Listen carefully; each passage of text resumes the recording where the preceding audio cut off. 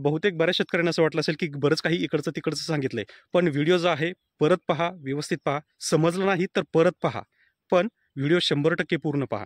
म्हणजे यामुळे तुम्हाला कळेल की नक्की कुठं काय पॉईंट आहे आणि काय कमजोरी आहे की जिथं आपण तोट्यामध्ये जाऊ शकतो किंवा जिथं आपल्या पिकाला पाहिजे तसं उत्पादन मिळत नाही. नमस्कार मित्रांनो, स्वागत आहे सर्वांचं ग्रीन ॲग्री आपल्या मराठी यूट्यूब चॅनलमध्ये. तर मित्रांनो, तुम्ही ज्यावेळेस कांद्याला पाणी देताय त्यावेळेस जमीन पांढरी पडते का? बरं, पांढरी जरी पडत असेल तरी तुम्ही जे खत व्यवस्थापन जे करताय किंवा जी खतं देताय ती लागू होत आहेत का? 100% नाहीच होत आहे. तर अशा वेळेस आपण कोणती खतं वापरली पाहिजे किंवा जी जमीन पांढरी पडते त्याच्यासाठी आपण काय सोल्युशन केलं पाहिजे, हीच माहिती आपण या व्हिडिओमध्ये पाहणार आहोत. तर जे शेतकरी आपल्या ग्रीन ॲग्री चॅनलवर नवीन असतील त्यांनी चॅनलला सबस्क्राईब करा, सोबत नोटिफिकेशन बेल प्रेस करा, म्हणजे आलेल्या व्हिडिओचं नोटिफिकेशन तुम्हाला मिळेल. मित्रांनो, तुम्ही मागे पाहताय की आपलं हे कांदा आता 15 दिवसाचा झाला आहे आणि याला आंबवणी चालू आहे. तुम्हाला सध्या तरी इथं दिसत नसेल की ती जमीन पांढरी पडते, पण नॉर्मल काही प्रमाणात या पाण्यामध्ये क्षार आहेत आणि ज्या वेळेस आपल्या जमिनीमध्ये किंवा आपल्या पाण्यामध्ये क्षार असतात त्यावेळेस तुमचं रासायनिक खत जवळजवळ 50% लागू होत नाही. आता हे तुम्हाला कोणी सांगणार नाही, कारण कोणाला जास्त याच्याबद्दल माहिती नाही किंवा जी तज्ज्ञ शेतकरी आहेत जी वर्षानुवर्ष खत वापरतात, वेगवेगळे प्रयोग करतात, ते शेतकरी लगेच सांगू शकतात की क्षारामुळे काय प्रॉब्लेम येतो. तर आता पहिली गोष्ट, जर जमीन क्षारपड असेल तर सुद्धा वेगळी समस्या येते आणि जर पाणी क्षारपड असेल तर त्या ठिकाणी सुद्धा वेगळी समस्या निर्माण होते. तर आता जवळपास जे जमीन पांढरी पडते त्या ठिकाणी शक्यतो जास्तीत जास्त प्रमाणात पाण्यामध्ये क्षार असतात. आता माझ्याही पाण्यामध्ये क्षार आहेत पण कमी प्रमाणात. मग आता जर आपल्या पाण्यामध्ये क्षार आहेत किंवा जमिनीमध्ये थोडेफार प्रमाणात क्षार आहेत तर खतं कोणती वापरावीत? कारण 10-26-26 वापरलं, DAP वापरलं, सिंगल सुपर फॉस्फेट वापरलं तर ही खतं लागू होत नाही आहेत. मग करायचं काय? तर याच समस्येबद्दल मी तुम्हाला सगळी माहिती सांगणार आहे. तर विनंती असेल व्हिडिओ शेवटपर्यंत पहा आणि व्हिडिओ आवडला तर व्हिडिओला लाईक नक्की करा. तर होतं काय की ज्यावेळेस आपलं क्षारपड पाणी असेल किंवा क्षारपड जमीन असेल, अशा वेळेस जी आपली पिकं वाढतात त्या पिकांच्या मुळांभोवती क्षाराचा थर तयार होतो आणि ज्यावेळेस आपण दाणेदार खतं देतो किंवा वॉटर सोल्युबल खतं देतो तर ती खतं ती अपटेकच होत नाही. तर का? तर क्षाराचं जे काही जाळं आहे हे आपल्या पिकाच्या मुळाभोवती पाहायला तुम्हाला मिळतं. आता तुम्ही पाहिलं असेल की आपल्याकडं कांदा, मी पहिला एक डोस असा दिला आहे की ज्या डोसमुळं 15 दिवसामध्ये जवळजवळ 10 ते 11 इंचापर्यंत मुळं वाढलीत आणि तीच आठवड्यामध्ये जवळजवळ 6 ते 7 इंचापर्यंत ती मुळं होती. मग हे कशासाठी केलं आहे? तर ती मुळं जास्तीत जास्त जमिनीमध्ये पांगावीत, त्याच्यासोबत आपण जी काही न्यूट्रिएंट्स देतोय तर ती अपटेक व्हावीत. आता बऱ्याच लोकांना हे माझं लॉजिक समजलेलं नसेल की मी हे का केलं. तर थोडक्यात सांगतो, कोणतंही पीक असू द्या, या पिकाचा सगळ्यात महत्त्वाचा जो घटक आहे किंवा महत्त्वाचा जो भाग आहे ती म्हणजे पांढरी मूळ.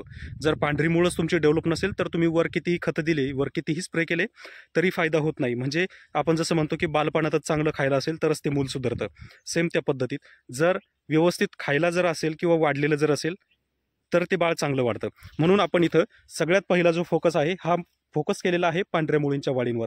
एकदा की 10 इंचापर्यंत, 1 फुटापर्यंत मूळ जर जात असतील, आणि माझ्या मते बरेच शेतकऱ्यांची नसतील जात, कारण शक्यतो शेतकरी जे आहे प्रायमरी गोष्टीकडे लक्ष देत नाही, प्रायमरी लक्षकडे थोडंसं दुर्लक्ष होतं आणि मग होतं काय की इतर जो खर्च आहे हा वाढतो.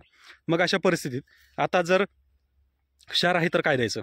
तर आता पहा, तुम्ही काही खतं पाहिली असतील अशी की जी 1 लिटर आहेत पण ती 1.5 लिटरपर्यंत आपल्याला वाटतात, म्हणजे खूप जड वाटतात. तर ती खतं असतात ऑक्साईड फॉर्ममधली आणि ही ऑक्साईड फॉर्ममधली खतं ही तुम्हाला वापरायची आहेत. आता बऱ्याच लोकांना ऑक्साईड फॉर्ममधली खतं जी आहेत ही मिळणार नाहीत. मग त्या ऑक्साईड फॉर्मच्या जागी काय वापरायचं? तर अशा वेळेस आपल्याला वापरायचं आहे ऑर्गॅनिक ॲसिड, ऑर्गॅनिक प्रोटीन्स हा घटक, किंवा याच्यासोबत तुम्हाला मार्केटमध्ये सध्या फॉस्फरिक ॲसिड पण पाहायला मिळतो, तो वापरायचा आहे. पण लक्षात ठेवा, कोणतं तरी एक ॲसिड, फॉस्फरिक असेल, फॉस्फनिक असेल किंवा ऑर्गॅनिक ॲसिड असेल, यापैकी आपल्याला एक घटक पाहिजे म्हणजे पाहिजेच. तसेच त्याच्यासोबत आपल्याला ह्युमिक पण द्यायचं आहे. का? तर ह्युमिकमुळे पांढऱ्या मुळांची डेव्हलपमेंट ही लवकर होते आणि जेवढी पांढरी मुळं वाढतील तेवढं खत अपटेक आपल्या जमिनीपर्यंत होईल. आता याच्यानंतर दुसरा जो टप्पा आहे, आता दाणेदार खतं टाकतात पण अपटेक होत नाहीत, तर याच्यासाठी सुद्धा तुम्ही आणखी पर्यायी काय व्यवस्था करू शकता? तर जे काही तुम्ही खत व्यवस्थापन करता, खत व्यवस्थापनासाठी मायक्रोरायझा हा वापरू शकता. मायक्रोरायझामुळे गाजरमुळं आहेत तर ती लवकर वाढतात. फक्त मायक्रोरायझा देताना फार तर फार शेवटचा टप्पा जो आहे तुमचा हा आंबवणीपर्यंत झाला पाहिजे, कारण मायक्रोरायझा जमिनीत गेल्यानंतर तो ॲक्टिवेट होतो, तिथून पुढे त्याला वेळ लागतो.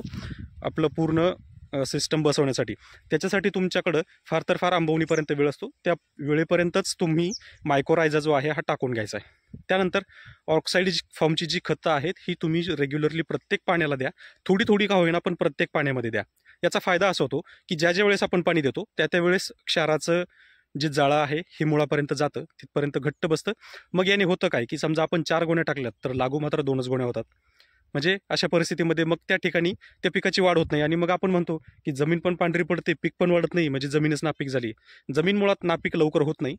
त्यामध्ये तुम्ही खूप जास्त रासायनिक फवारण्या, रासायनिक डोस, तणनाशकं, त्याच्यासोबत अतिरिक्त जास्त पाणी देणं किंवा जमिनीला एकदमच खूप जास्त ताण देणं आणि नंतर लगेच खूप जास्त पाणी सोडणं, या गोष्टी ज्या आहेत तर याच्यामुळे जमिनीवर ताण पडतो आणि हळूहळू नापीक व्हायला सुरू होते. मुळात करायचं आहे काय, तर इथं तुम्हाला डोस जास्त वाढवायचे नाही आहेत, कमी करायचे आहेत. पण क्षारासाठी तुम्हाला ऑक्साईड फॉर्मचे खतं वापरायचे आहेत. याच्याही पलीकडं जी सधन शेतकरी आहेत, जी खर्च करू शकतात, त्यांनी शक्यतो एकतर पहिली गोष्ट आपलं पाण्याचा TDS चेक करा, आपली जमिनीचं pH लेवल चेक करा. जर जास्त असेल तर जमिनीचा pH जर जास्त असेल तर लक्षात घ्या की आपल्याला पाणी जे आहे व्यवस्थित चांगलं देणं गरजेचं आहे. त्याच्यासोबत जी हिरवळी जी गवतं आहेत त्यांचं गाडणं, त्यांना सडवणं. तसेच जर तुम्ही तणनाशक मारत असाल तर तणनाशक मारताना शक्यतो जी छोटी छोटी गवत आहेत त्यावेळेस न मारता त्या गवताला थोडंसं वाढून देऊन नंतर तणनाशक मारणं. यामुळं काय होणार आहे की तुमच्या जमिनीचं ऑर्गॅनिक कार्बन वाढणार आहे, pH लेवल तो कमी व्हायला पण मदत होणार आहे. आणि त्यासोबतच अतिरिक्त खतांचा वापर कमी केला की ऑटोमॅटिकली pH लेवल पण मेंटेन होईल. आणि ज्यावेळेस तुम्ही 100% पाणी जे आहे पूर्णपणे TDS मीटरमध्ये लावून ज्यावेळेस तुमचं पाणी प्रॉपर येईल त्यावेळेस तुमच्या जमिनीमध्ये प्रॉपर पीक जे आहे तर ते वाढीला लागेल. मग याच्यासाठी आता भरपूर पर्याय आहेत. काही ठिकाणी बऱ्याचशा कंपन्यांचे pH मेंटेन करणारी जी खतं आहेत ती बाजारामध्ये आहेत. जसं की KB असेल किंवा आनंद ॲग्रो असेल किंवा भरपूर साऱ्या कंपन्या आहेत की ज्या तुमचा जमिनीचा pH, पाण्याचा TDS आणि जमिनीची EC म्हणजे इलेक्ट्रिक कंडक्टिव्हिटी ही सगळी मेंटेन करते. मग ही खतं आपल्याला तिथं वापरावी लागणार आहेत. याच्याहीपेक्षा ज्या शेतकऱ्यांकडं जी जास्त सधन शेतकरी आहेत ती शेतकरी काय करू शकतात, तर आपल्या एखाद्या विहिरीवर किंवा आपल्या शेततळ्यावर किंवा जिथं आपला एक प्रमुख पाण्याचा स्टोरेज आहे तिथं आपण त्याला वॉटर फिल्टर बसवू शकतो की जेणेकरून आपल्याला कमीत कमी pHचं पाणी, कमीत कमी TDSचं पाणी आपल्या पिकापर्यंत पोहोचेल आणि यामुळं आपलं पीक जे आहे व्यवस्थित येईल, पूर्ण चांगलं येईल आणि याच्यामध्ये खर्च जास्त जाणार नाही. बराच वेळा काय होतं की जमिनीचा pH आणि पाण्याचा TDS हा व्यवस्थित नसल्यामुळं सुद्धा पिकांची वाढ होत नाही, परिणामी आपण खतावर जास्त खर्च करतो. तर हा खर्च मेंटेन करण्यासाठी ह्या ज्या काही गोष्टी आहेत तर या तुम्हाला करणं गरजेचं आहे. आपल्या परिस्थितीनुसार तुम्ही आपल्या शेतीमध्ये बदल करू शकता. जे खूप छोटे शेतकरी आहेत ते pH मेंटेनर ठेवू शकता. जे खूप मोठे शेतकरी आहेत ते शक्यतो आपल्या पाण्यावर जिथं शारपट पाणी असेल अशा ठिकाणी तुम्ही फिल्टर बसवू शकता. आणि जे फक्त जमीन चांगली आहे पण फक्त मातीच खराब आहे, जमीन चांगली आहे पण पाणी खराब आहे असे जे शेतकरी आहेत तर ते शेतकरी ऑक्साईड फॉर्मची खतं वापरून आपल्या पाण्याचा क्षारपट जरी असेल तरी आपल्या पिकाची वाढ जी आहे तर ती थांबणार नाही, ती वाढत राहील. याच्यासाठी पूर्णपणे प्रयत्न करता येतील. तर मित्रांनो, हा व्हिडिओ तुम्हाला कसा वाटला नक्की कळवा. बहुतेक बऱ्याच शेतकऱ्यांना असं वाटलं असेल की बरंच काही इकडचं तिकडचं सांगितलंय, पण व्हिडिओ जो आहे परत पहा, व्यवस्थित पहा. समजलं नाही तर परत पहा, पण व्हिडिओ 100% पूर्ण पहा. म्हणजे यामुळे तुम्हाला कळेल की नक्की कुठं काय पॉईंट आहे आणि काय कमजोरी आहे की जिथं आपण तोट्यामध्ये जाऊ शकतो किंवा जिथं आपल्या पिकाला पाहिजे तसं उत्पादन मिळत नाही. मित्रांनो, भेटूया पुढच्या व्हिडिओमध्ये. धन्यवाद.